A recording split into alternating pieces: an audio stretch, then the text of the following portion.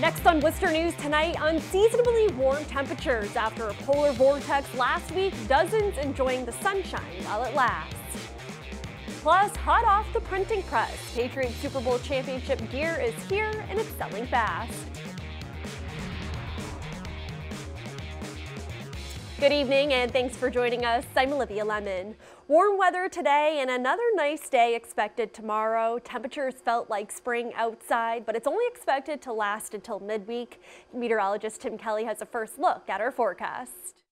Beautiful here, yeah, but a real busy weather map. More snow and rain in the west. California getting the flood and the deep snow in the Sierra Nevada. A front coming at us, a little bit of rain tomorrow. And look at this rogue storm off North Carolina. That's going to stay at sea. So we were left with a wedge of warmth above and beyond the call of the forecast. Today we got to 60 degrees, just shy of the record in the lower 60s from 1991.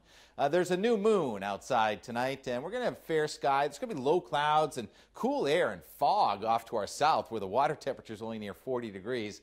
And then there's some rain showers coming at us. But look at the wake-up forecast. We're 39 degrees. That shower is going to evaporate. Anybody who wants to go to the parade in Boston, it's going to be 55 to 60 or a little better again tomorrow. But then back to February weather. Much colder Wednesday and some icy mix Thursday in the 10-day in a few minutes.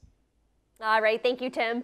And many people were able to enjoy the day outdoors today, whether it was to clean the winter salt and sand off their cars or soak in the sunshine. And some doctors say it could help boost your mood. Our Brittany Schaefer joins us now with more. Brittany? Olivia, the spring-like temperatures in February is increasing businesses at car washes like Golden Nozzle. Here right now you can see there are a couple of cars in line waiting to get the salt off, and earlier today the manager told me they served hundreds of vehicles. Spring-like temperatures hit central Massachusetts Monday, and people are taking advantage of being outdoors. Mental health therapist Jack Bonina says after last week's freeze, warm temperatures boost people's moods. Great for all of us. I mean, I think it's really a wonderful treat to have it after such a cold spell. But if you are inclined to, have difficulty in the winter with depression, a day like this, no doubt is going to help a lot. Bonina says seasonal depression typically starts in September when there's less light during the day. He says when people can get outside and be active, it increases endorphins. It all makes us feel better. I mean, you probably heard the birds chirping this morning. They wanted to get out into the warmth, So it's the same thing for people. I saw people running out there and walking and cleaning their cars. People are much more active when the weather temperature warms up.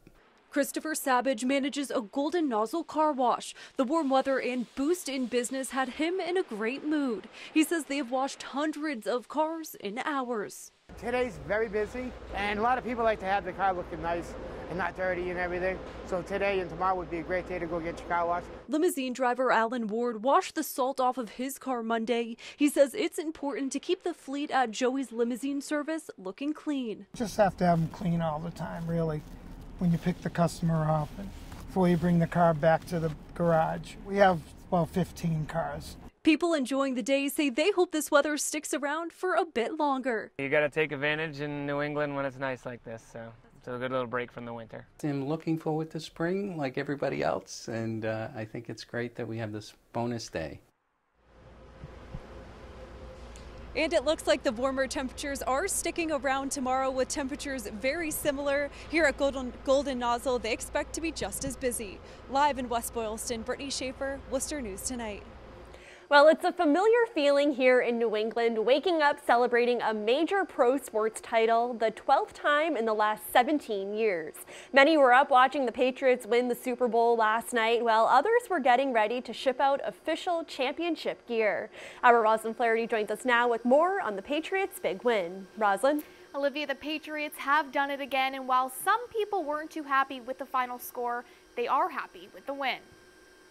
By midday, there wasn't a lot to choose from at Dick's Sporting Goods in Worcester, but Patriots fans were there trying to buy up the latest Super Bowl championship gear. I'm just here to get the championship shirt. I am getting a shirt. I'd like to get anything. The Pats beat the Rams 13-3, earning their 6th championship. Many fans say they were surprised by the final score. Score was a little bit off, but I won some money, so I'm good. It was very defensive. It wasn't one of the more interesting games unless you were a Patriots fan. But they say the numbers don't matter as long as New England won. I'm just excited about the victory. It was fun. It's been a fun season, as usual with the Patriots. New Tech Design in West Boylston started printing championship shirts 30 minutes after the game, and we're still printing at 10 a.m. Going on no sleep, the team there was excited, saying the game wasn't as stressful as past Super Bowls. When they've had to either come back or like last year, and they lost. But yeah, it was a little less stress, but it was fun to start printing T-shirts. Back at the store, there is more merchandise on the way, and fans say they're happy to be from New England. We're spoiled rotten, aren't we? The Patriots Victory Parade will start tomorrow at 11 a.m. in Boston. Rosalind Flaherty, Worcester News Tonight. And UMass Memorial Medical Center in Worcester had their own good luck charms for the game last night. Newborns in the nursery on South 4 were cheering on the Pats in their handmade hats and blankets. Nurses made the keepsakes for the babies. The hospital is challenging others to share pictures of their baby Pat fans. The Patriots are back home with their 6th Lombardi trophy, and we all will be able to celebrate together when the Pats hold their rolling rally tomorrow at 11 a.m. Caitlin Flint has more on the celebrations in Boston. Cleanup on the Boston Common Monday, hours after a massive celebration following the Patriots Super Bowl victory. It's kind of unbelievable. It's really great. When I was growing up, the Pats were terrible, but now they're really fantastic, and it was just really great to see them pull it out. Police estimate about 6,000 fans flooded the Common Sunday night, but today they say they're proud to announce just one single arrest. 21-year-old Vincent Bredice of Los Angeles. They say he climbed a tree in the Common, kicking branches and drinking a beer. When officers asked him to get down, they say he gave them the finger instead. Meanwhile, back on the streets of Boston, no parking signs are going up all along the parade route as fans gear up for yet another celebration. I figured they were going to do it, but, you know, you're sitting on the edge of your seat. MVP Julian Edelman rallying the crowds to come join in. Tuesday, I want record numbers at the parade. We just got 6. Let's go! And many are eager to answer the call. We've had, 3 months since one, so we're due. Yeah. Caitlin Flint, Worcester News Tonight. And we will have live coverage of Tuesday's rally from our partners at New England Cable News. It begins at 11 a.m. here on Charter TV3. A Central Mass beer in honor of fallen Worcester firefighter Christopher Roy is selling fast. Wachusett and Wormtown breweries collaborated on the beer called Worcester's Bravest and kicked off sales Friday. Both breweries sold out of their cans within one day. Wormtown had 200 cases and Wachusett 500. The beer will be on tap until supply runs out. All proceeds go to Worcester Firefighters Local 1009 Fund, benefiting Roy's 9-year-old daughter.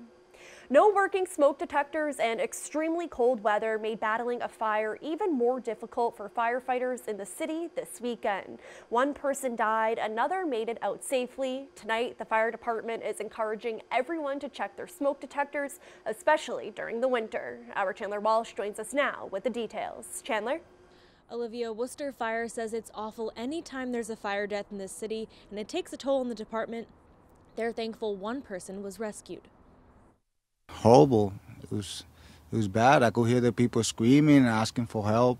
Residents on Worcester's Uppsala Street are coming to grips with a 3-alarm fire which killed one of their neighbors. The flames broke out early Saturday morning, engulfing the home from a second-floor bedroom. My heart broke. 2 people were trapped inside the home. Police rescued one who escaped through a window and onto the roof. Once we got there, we tried to make that push in to search for the second person. But unfortunately, we had to back out because the volume of fire was just way too great. Deputy Fire Chief Martin Dyer says extreme cold froze a hydrant and made conditions difficult for firefighters. He says the inside of the building also posed a challenge. There was a lot of stuff in the way, so it was very hard to move our hose line down. Dyer says there were no working smoke detectors. The department urges residents to make sure detectors are installed and working at least twice a year. With today's fires, where they just grow so rapidly, it is just so important to get that early detection of the fire, get an early 911 call in, and then we can get there and fight a reasonable fire. Rosemary Williams lives across the street and says she didn't know the victim, but the tragedy hits close to home. Imagine, I don't know who died, but we are neighbors. That loss that we had in there that day, like a lot of people felt it. At this hour, Worcester police are not identifying the victim of the fire, and the fire is still under investigation. Neighbors say the people who live in the home keep to themselves and are good neighbors. Chandler Walsh, Worcester News Tonight. Dozens of students at the College of the Holy Cross are protesting the school's response to alleged sexual misconduct cases on campus. Most recently, a professor was placed on administrative leave for allegations of sexual harassment. Students say they want the college to be more transparent in these types of cases. More than 200 students lined the halls outside of College of the Holy Cross President's office Monday.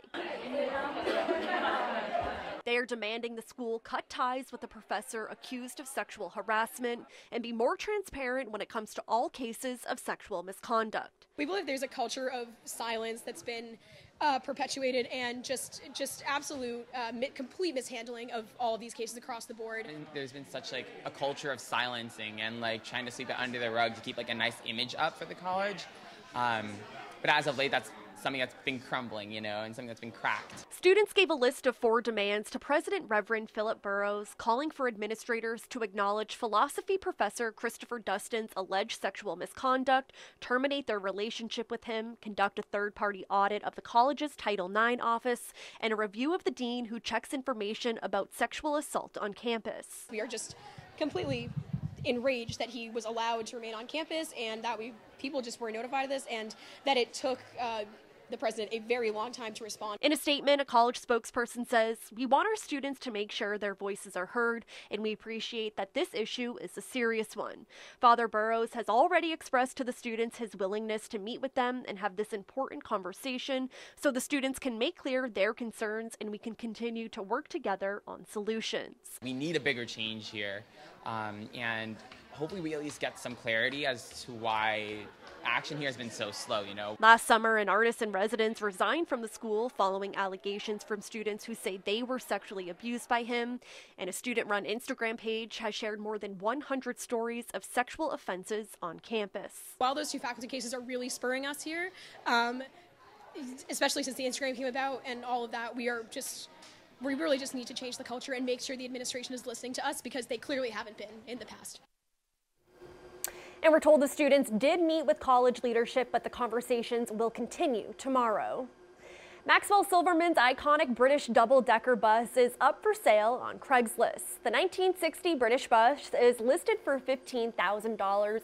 According to the advertisement, the bus has a handmade coach-built aluminum body and can hold 70 adults. The restaurant closed its doors to focus on restaurant operations at Union Station. The ad says cosmetic repairs are needed, as well as a new battery and tires.